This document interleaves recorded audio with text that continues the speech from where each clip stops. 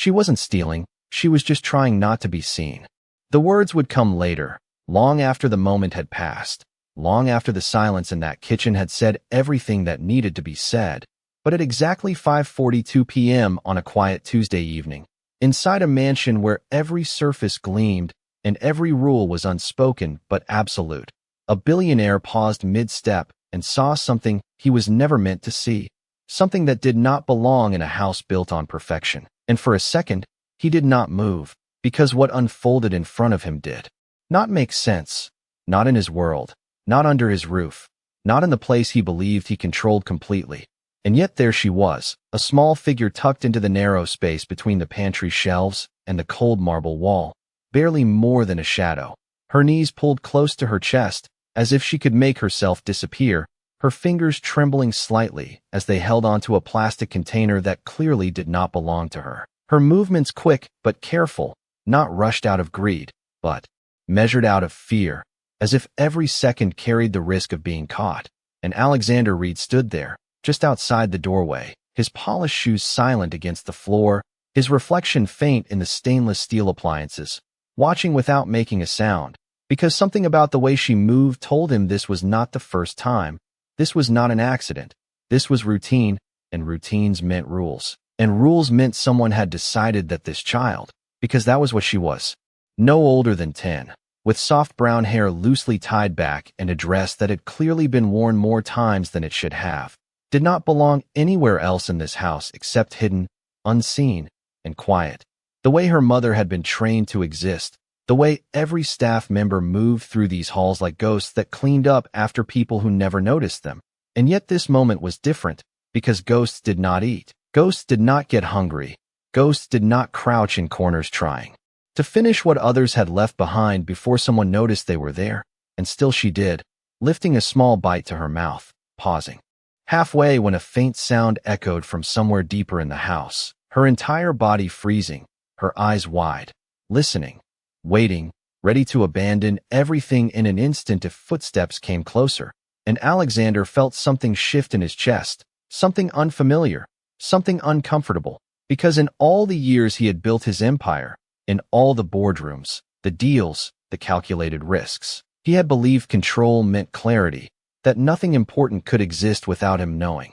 And yet here, in his own home, a child had learned to survive in silence without ever crossing his line of sight, until now, until this exact moment where timing, coincidence, or perhaps something else entirely had placed him in the only position he had never been before, as a witness, not a decision-maker, not a man issuing orders, but simply someone seeing the truth without filters, without explanations, without excuses. And it was in that stillness, that suspended second between being unseen and being discovered, that everything began to change, because the illusion of perfection does not shatter with noise, it shatters quietly, in corners no one looks at, in moments no one expects. And as the girl slowly lowered her hand, unaware of the man standing just a few feet away, watching her with a gaze that was no longer detached, no longer distant, but searching, something irreversible had already begun, something that would not stay confined to that kitchen,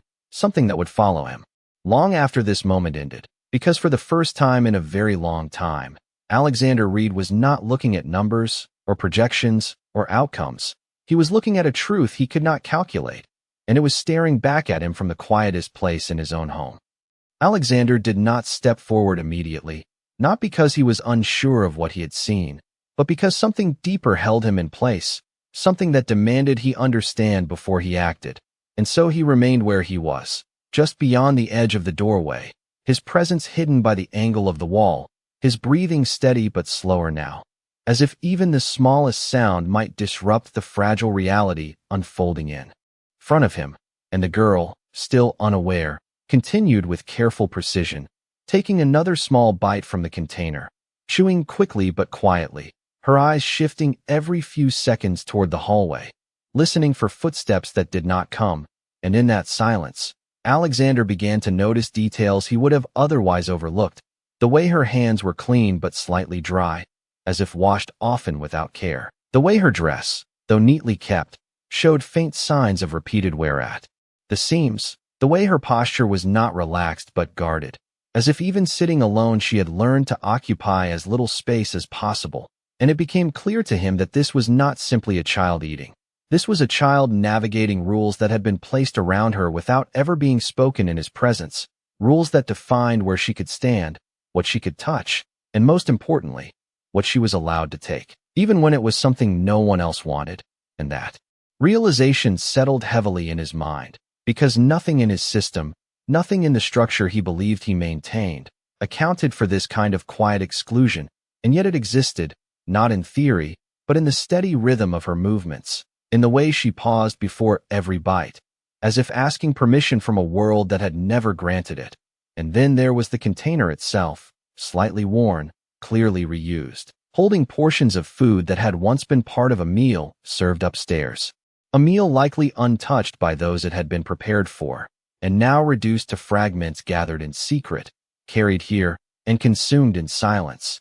And Alexander felt something shift again, more defined this time, not just discomfort, but recognition, not of the situation, but of his role in allowing it to exist, because this house, with its polished floors and carefully managed routines, did not operate on accident. It operated on systems, on expectations, on hierarchies that had been built, layer by layer until they became invisible to those who benefited from them. And now, standing in that quiet space, he was seeing the cost of that invisibility, not as an abstract concept, but as a child who had learned to hide in order to eat. And for a brief moment, he considered stepping forward, announcing his presence, ending the moment before it could continue. But something stopped him, something that told him that interrupting now would only erase the truth before he fully understood it. And so he stayed, watching as she carefully closed the container after finishing just enough, not everything, never everything, as if leaving something behind made it less wrong, and she wrapped it in a small cloth before placing it beside her, her movements deliberate, almost ritualistic, and then she exhaled softly, a breath so quiet it might have gone unnoticed by anyone who was not paying attention. But to Alexander, it carried weight, because it was not relief from hunger, it was relief from not being caught, and that difference, subtle but undeniable, settled into him in a way that no business deal ever had. And as she began to shift her position, preparing to stand, brushing her hands lightly against her dress, her eyes still cautious, still scanning, he realized that the moment he had walked into was not the beginning of something. It was the continuation of something that had been happening long before he noticed, and that meant one simple truth. This was not her mistake, it was his absence. And as that thought fully formed, something in him became certain, not yet in action, not yet in words, but in awareness, that whatever came next could not return things to the way they were. Because the way they were had just revealed itself, and it was no longer something he could ignore. The shift happened in the smallest possible moment, so quiet that if he had blinked, he might have missed it, because as the girl rose carefully to her feet, brushing invisible crumbs from her dress with a practiced motion, her eyes lifted just slightly, not enough to fully scan the room, but enough to catch something that did not belong, a shape, a presence, a shadow where there should have been none, and in that instant, everything changed. Her body stiffened, her breath caught halfway, and the calm routine she had built for herself collapsed into pure fear, because now she knew she was not alone, and Alexander saw it clearly. The exact second innocence turned into panic, not because she had done something wrong, but because she believed she had, and before he could step forward, before he could soften the moment, she moved quickly, almost instinctively, grabbing the small wrapped container and holding it close to her chest, as if it were something that needed to be hidden, her eyes wide, her voice barely forming words as she spoke first, not waiting to be questioned, not waiting to be accused, already apologizing for something that had not yet been said. "I am sorry, I did not mean to. I was just going to clean up. I was not going to take anything." And the words came out in a rush, uneven and fragile, as if she had said them before, as if this was not the first time she had needed to explain herself to someone in a position of authority. And that realization struck him harder than anything he had seen so far, because rehearsed apologies do not come from single moments. They come from patterns, from repeated experiences that teach someone what to expect. And standing there now, fully visible, no longer hidden by distance or shadow. Alexander felt the weight of her fear settle directly in front of him, not abstract, not distant, but immediate and undeniable. And for a brief second, he saw himself through her eyes, not as a person, but as a consequence, as the kind of figure that appears only when something has gone wrong. And that perspective forced him to pause, because the way he responded next would not just end this moment. It would define what this moment meant to her, whether it confirmed everything she believed or changed it entirely. And so instead of stepping forward with authority, instead of asking questions that demanded explanation, he did something he had not done in a very long time. He slowed down, his posture softening, his voice lowering, removing every trace of command from his presence. And when he finally spoke, it was not to correct her, not to challenge her, but simply to meet her where she stood. "You do not have to explain," he said quietly, the words steady but gentle. And for a moment, she did not react, because the response did not match the expectation. Her grip on the container still tight, her shoulders tense, her eyes searching his face as if trying to understand what was happening. And he could see the confusion there, layered over the fear, because kindness, when it arrives where punishment is expected, does not feel safe at first. It feels uncertain, unpredictable, and he understood that now, not from theory, but from the way she hesitated, the way she did not move, did not relax, as if waiting for the real reaction to follow. And it was in that space, that fragile pause between what she expected and what he offered, that something deeper began to form, something that neither of them could fully define yet, but that carried the weight of change, because for the first time since he had entered that kitchen, Alexander was no longer just witnessing the truth, he was stepping into it. And the choice he made in the next few seconds would not just shape this interaction, it would begin to reshape everything that had allowed this moment to exist in the first place. Alexander allowed the silence to remain for a moment longer, not as hesitation, but as intention, because he could see that anything rushed would only deepen her fear. And so he adjusted himself not just in posture, but in presence, lowering himself slightly to her level, not fully crouching, but enough to remove the distance that authority often created. His hands relaxed at his sides, his expression steady and open, giving her time to process the difference between what she expected and what was actually happening. And slowly, almost imperceptibly, her grip on the container loosened just enough for her shoulders to drop a fraction, though her eyes remained alert, still searching for signs of change, still preparing for the moment when kindness might disappear. And it was then that he spoke again, softer this time, more deliberate, choosing each word not as a command, but as a bridge.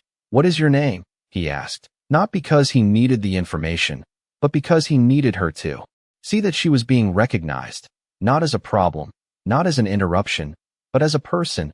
And for a second, she did not answer, her lips parting slightly before closing again, as if the question itself was unfamiliar, as if she was not used to being asked something so simple without a hidden condition behind it. And when she finally spoke, her voice was quiet but clear. "Emily," she said, almost testing the sound of it in the space between them. And he nodded, not quickly, not dismissively, but with intention, repeating it once. "Emily," as if placing it into the room with weight, making it part of the moment, making sure she heard it spoken back without judgment. And something in her expression shifted again, subtle but real, because names, when spoken with care, have a way of grounding a person in ways nothing else can. And for the first time since he had stepped into the kitchen, the fear in her eyes was no longer the only thing there. There was curiosity now, faint but present, and he recognized that change, not as something to rush, but as something to respect. And so he continued carefully, his voice steady. "Emily, have you eaten enough?" And the question hung in the air differently than anything that had come before, because it did not accuse, it did not assume, it did not carry expectation, it simply asked. And for a moment, she did not respond, not because she did not understand, but because the question itself challenged something deeper, something she had learned not to consider, because in her world, eating was not about enough, it was about what was allowed, what could be taken without being seen, what could be finished before someone returned. And so the idea of enough felt distant, almost unfamiliar, and he could see that, He could see the way her eyes lowered slightly, the way her fingers tightened again around the container, not in fear this time, but in uncertainty, and instead of pressing, instead of repeating the question, he shifted again, gently redirecting the moment. "You do not have to hide here," he said, not as a correction, but as a statement, calm and clear. And that was when the tension changed completely, because those words, simple as they were, touched something deeper than fear. They touched the structure she had built around herself, the invisible boundaries she had learned to respect. And for a brief second, her expression flickered with something close to disbelief, as if she was trying to decide whether those words belonged in this place, whether they could be trusted. And Alexander understood that too, because trust does not appear instantly. It forms slowly, especially in spaces where it has not existed before. And so he did not move closer. He did not reach for the container. He did not take control of the moment in any way that would reinforce the imbalance between them. Instead, he stayed exactly where he was, giving her space not just physically, but emotionally, allowing her to decide how to respond. And in that stillness, something important began to take shape. Not loud, not dramatic, but steady, because for the first time in this house, in this kitchen, in this hidden corner where silence had always been safer than being seen, a different kind of interaction was unfolding, one built not on rules, but on recognition. And as Emily slowly lifted her eyes again to meet his, the fear that had once defined the moment no longer stood alone.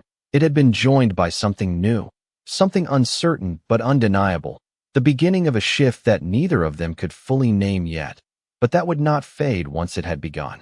Emily did not answer right away, not because she did not hear the question, but because something inside her was trying to understand it, turning it over slowly as if it were unfamiliar. And in that quiet pause, the weight of everything she had learned began to surface, the rules that had never been spoken directly but had shaped every choice she made, the understanding that some spaces were not meant for her, that some things, even if left behind, did not belong to her, and that being unnoticed was always safer than being seen. And yet here she was, standing in front of the one person who defined this entire world, being asked a question that did not fit into any of those rules. And it left her uncertain, her fingers still lightly gripping the edge of the container, her eyes moving between his face and the floor as if searching for the right answer, the safe answer, the one that would not lead to consequences. And after a moment, she gave a small nod, barely noticeable, not fully confident, but enough to respond without speaking, and Alexander saw it immediately, not just the nod, but everything behind it, the hesitation, the careful calculation, the quiet instinct to minimize, and it told him more than any words could have. Because a child who had enough to eat would not need to think about how to answer that question, and the realization settled deeper this time, no longer just observation, but responsibility. And without raising his voice, without making a sudden movement, he turned slightly toward the counter, reaching for a clean plate, his actions slow and deliberate, giving her time to follow without feeling pressured. And as he opened one of the covered dishes left from the earlier meal, the contrast became impossible to ignore. Full portions, untouched, still warm, prepared with care, yet destined to be discarded, and he placed a small serving onto the plate, not excessive, not overwhelming, but intentional, choosing items that were simple, familiar, and then he set the plate gently on the counter between them, not pushing it toward her, not handing it directly, but placing it within reach, an offering without demand, and stepped back just enough to return the space to her. And for a moment, nothing happened. The air held still again. But this time it was different, because the silence was no longer filled with fear, it was filled with possibility. And Emily looked at the plate, her eyes tracing the edges, the portions, the steam rising faintly into the air. And then she looked back at him, searching once more for confirmation, for a sign that this was real, that this was allowed. And he did not speak. He did not nod. He simply remained present, steady, unchanged, allowing her to make the choice on her own. And slowly, cautiously, she stepped forward, her movements careful, as if the moment might break if she moved too quickly. And when she reached the counter, she paused again, her hand hovering just above the plate. The same hesitation as before, but softer now, less driven by fear and more by disbelief. And then, finally, she took a small piece, not hurried, not hidden, just taken. And in that single motion, something shifted in the room, subtle but undeniable, because it was no longer about food. It was about permission, about presence, about being seen without being pushed away. And Alexander watched quietly, understanding that this moment, simple as it appeared, carried more meaning than anything he had planned that day. Because change does not always arrive in grand gestures. Sometimes it begins with something as small as a child no longer needing to hide to take a single bite. And as Emily stood there, no longer in the corner, no longer in the shadows, the space around her felt different, not because the house had changed, but because for the first time, she had been invited to exist within it. Emily's hand trembled slightly as she brought the food closer, not because of fear anymore, but because something about the moment felt unfamiliar, almost unreal, and she took a small bite, slower this time, not rushed, not hidden, her eyes still watching him carefully, as if waiting for something to change, for the permission to be taken back, for the moment to collapse into what she had always known, but it did not. And that absence of interruption began to settle into her, easing the tension in her shoulders just enough for her breathing to steady. And Alexander remained exactly where he was, neither approaching nor withdrawing, allowing the space to belong to her. And as she took another bite, slightly more certain now, he turned his attention briefly toward the hallway, his expression shifting, not with anger, but with clarity, because what he had witnessed was no longer just a moment between two individuals. It was evidence of a system that had been allowed to exist without question, and systems, once seen clearly, demanded change, and within minutes, the quiet sound of footsteps approached, measured and precise, and the house manager, Mrs. Caldwell, appeared at the doorway, her posture straight, her expression composed but alert, clearly aware that something unusual was happening, her eyes moving quickly from Alexander to Emily, then to the plate on the counter. And, in that instant, a subtle tension filled the room again, not from Emily this time, but from the shift in authority, because Mrs. Caldwell's presence carried the weight of rules, of order, of expectations that had long defined the invisible boundaries of this house. And she stepped forward slightly, her voice controlled, respectful but firm. "Sir, I was not aware that staff were permitted in this area during meal service." And the words were carefully chosen, indirect, but unmistakable in meaning, and Emily's hand paused midair, the old instinct returning immediately, her body stilling as if she had been pulled back into the version of the world she understood, and for a brief second, everything hung in balance again, the fragile shift of the moment facing the structure that had created it. And Alexander turned slowly to face Mrs. Caldwell, his expression calm, but no longer searching, no longer uncertain, because now he understood exactly what he was looking at, and when he spoke, his voice carried a quiet authority that did not need to be raised. "She is not staff," he said, the words simple but precise, and the correction landed immediately, not just in meaning, but in impact, because it redefined the entire situation in a single sentence.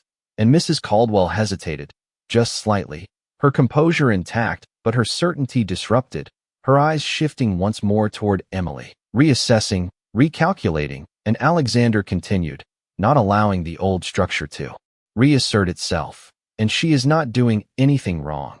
And this time, there was no room for interpretation, no space for assumption, just a clear line drawn where none had existed before, and the silence that followed was different from before, heavier, more deliberate, because it was no longer built on uncertainty, but on decision, and Emily, standing quietly between them, felt the difference even if she could not fully define it, because for the first time, the rules that had once restricted her were not being enforced, they were being questioned, and that shift, subtle but undeniable, changed the way the space felt around her, as if something invisible had been lifted, and Mrs. Caldwell gave a small nod, not in agreement, but in acknowledgement, her role requiring her to accept what had been stated, even if it contradicted what had been practiced, and she stepped back slightly, the tension in her posture easing just enough to signal compliance.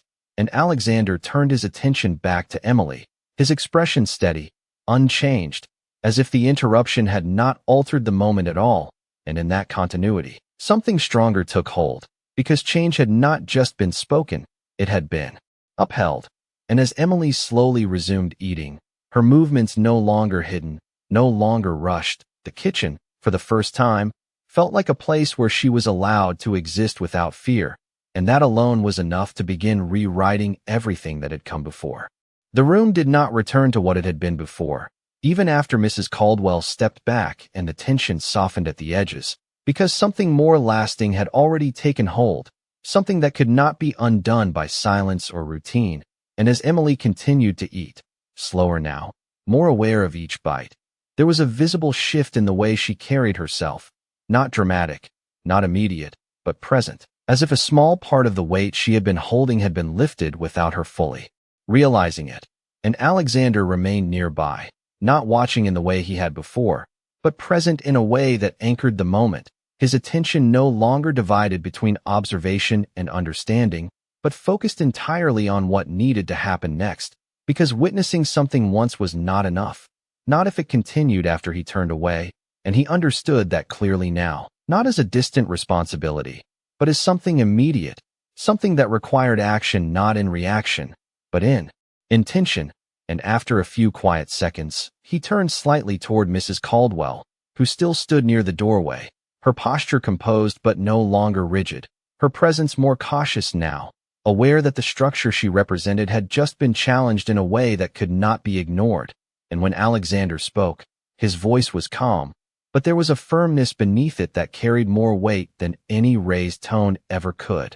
From now on, no food in this house is to be thrown away without being offered to the staff first. And the statement was clear, direct, leaving no room for interpretation, and Mrs. Caldwell nodded once, her expression neutral but attentive, processing the instruction as something that would alter the daily rhythm of the household. And he continued, not pausing, not allowing hesitation to weaken the moment. And no one is to feel that they need to hide to eat in this kitchen. And that sentence settled differently, not just as a rule, but as a correction, as a redefinition of what this space meant. And for a brief moment, the kitchen felt quieter than before, as if the walls themselves were absorbing the change, and Emily, still standing at the counter, heard the words even if she did not fully understand their reach, because what mattered to her was not the policy, but the tone, the certainty, the absence of doubt. And it allowed her to relax just slightly more, her shoulders lowering another fraction, her movements no longer cautious, but natural, and Alexander turned his attention back to her, his expression steady, but now carrying something more than awareness, something closer to resolve, because this moment had begun as an observation, but it was no longer that. It had become a line, a point from which things would not return to what they were. And he understood that change would not be measured in this single interaction, but in what followed, in the consistency of what he enforced, in the way others responded, in whether the invisible boundaries that had shaped this house would quietly disappear or attempt to rebuild themselves over time. And as he stood there, watching Emily finish her meal without rushing, without fear, he recognized something that had been missing before, not just in her experience, but in his own understanding of the world he had created. That control without awareness was incomplete, that structure without empathy was fragile, and that the smallest moments often revealed the deepest truths. And as Emily placed the plate back gently on the counter, her movements calm, her expression no longer guarded but thoughtful, she looked up at him once more, not with fear this time, not even with uncertainty, but with something new, something simple and honest. And though she did not speak, the absence of apology said more than words ever could, because for the first time, she did not feel like she had done something wrong. And in that quiet realization, the moment reached its true turning point, not in what had been said, but in what no longer needed to be said at all. The moment did not end with a single instruction or a quiet realization, because change, once set in motion, rarely stays contained within one room.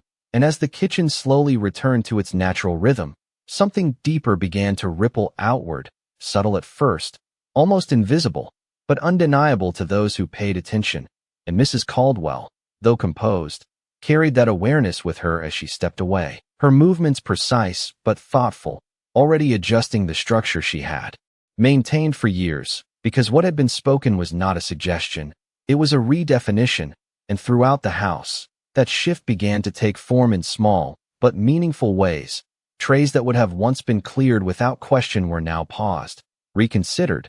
Staff members who had long followed routines without thinking found themselves hesitating, not out of confusion, but out of awareness, as if something unspoken had been brought into the light and could no longer be ignored.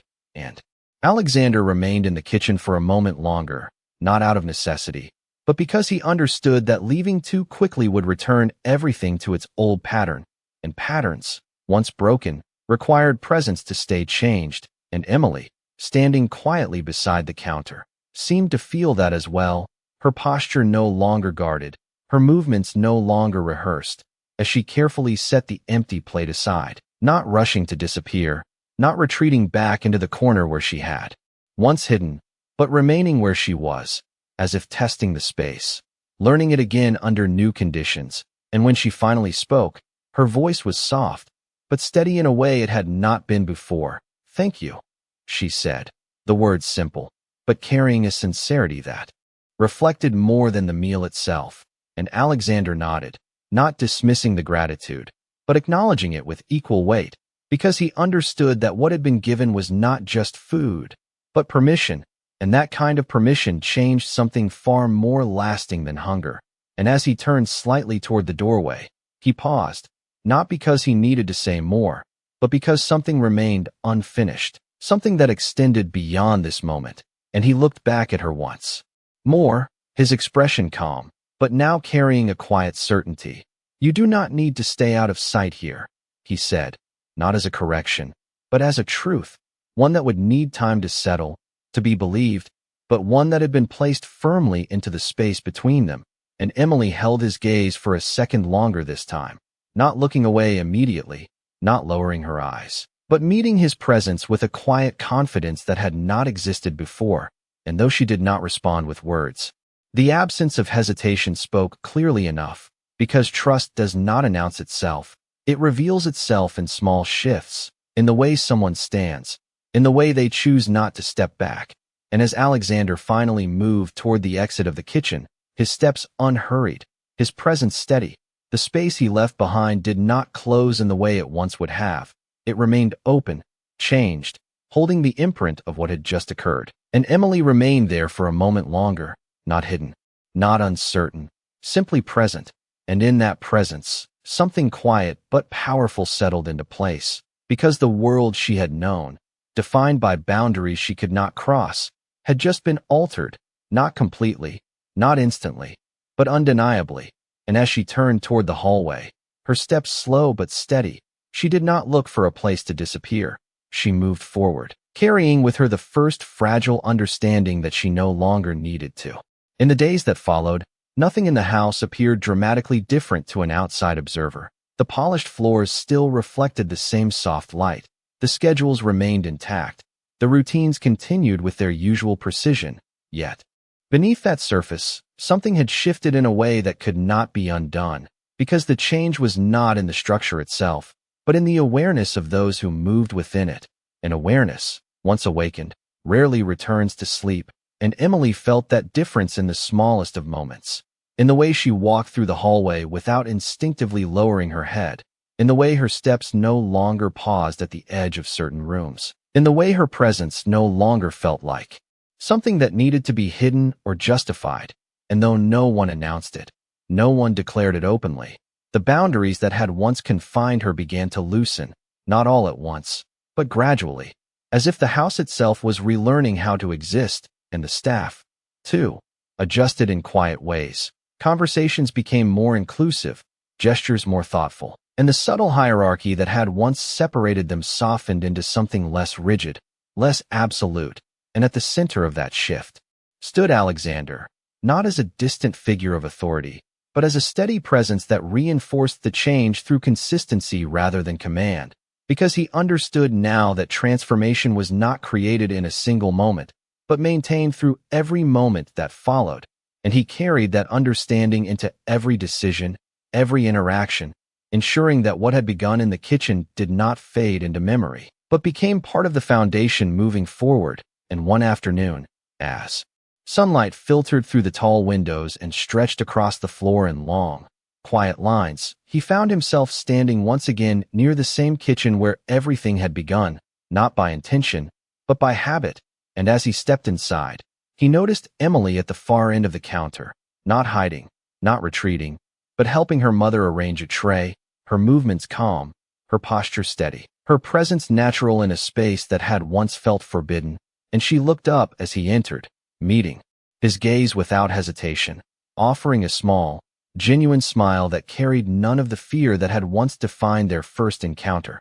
And in that simple exchange, the full weight of what had changed became clear, not through words, but through the absence of what had once been there.